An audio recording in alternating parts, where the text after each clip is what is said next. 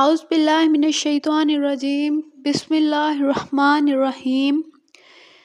سورہ نحل کے بارے میں بیان کیا جائے گا، اس کو پڑھنے کا طریقہ، اس کو پڑھنے کے فوائد اور اسے کن کن مقاصد کے لیے پڑھا جا سکتا ہے، وہ سارا طریقہ آج کی ویڈیو میں شیئر کیا جائے گا۔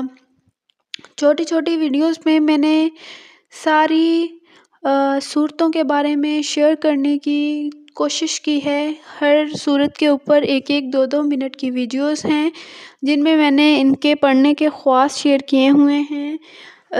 آپ چینل کو وزٹ کر کے ان سے بھی مستفید ہوئیے گا، اور اگر آپ کو میری کاوش پسند آئی تو نیکی کی نیت سے آگے بھی شیئر کیجیے گا۔ اللہ تعالیٰ آپ کو اجر عظیم عطا فرمائیں گے۔ سورہ نحل کا پہلا فائدہ بیان کرتی چلوں۔ جو شخص دشمن کی طرف سے نہایت فکر مند ہو، اسے چاہیے کہ سچے دل سے سورہ نحل کو 108 مرتبہ پڑھ کر اپنے گرد حصار کھینچے تو اللہ تعالیٰ اس سورہ کی برکت سے اس کو تمام دشمنوں سے محفوظ رکھتا ہے، دشمنوں کی پریشانی سے محفوظ رکھتا ہے، اسے دشمنوں کی طرف سے کسی قسم کی پریشانی کا سامنا نہیں ہوگا۔ اور اگر کوئی شخص سورہ نحل کو لکھ کر اپنے پاس رکھے تو تمام دشمن اس کے فرمانبردار اور تابع دار ہو جائیں گے۔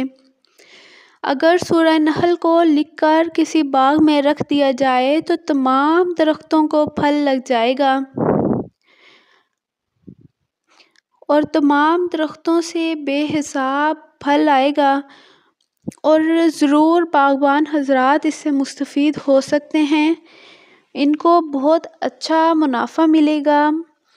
سورہ نحل جو ہے دشمنوں سے فائدے کے لیے بھی بہت بہترین ہے، تو جس طریقے سے بیان کیا گیا ہے اس کو ویسے ہی 108 بار پڑھ کر دشمنوں کی دشمنی سے بچنے کے لیے دعا کی جائے تو بہت ہی بہترین رزلٹ ملے گا، اور اس کا حصار کھینچ لیا جائے تو انشاءاللہ انسان کو کوئی پریشانی نہیں ملے گی۔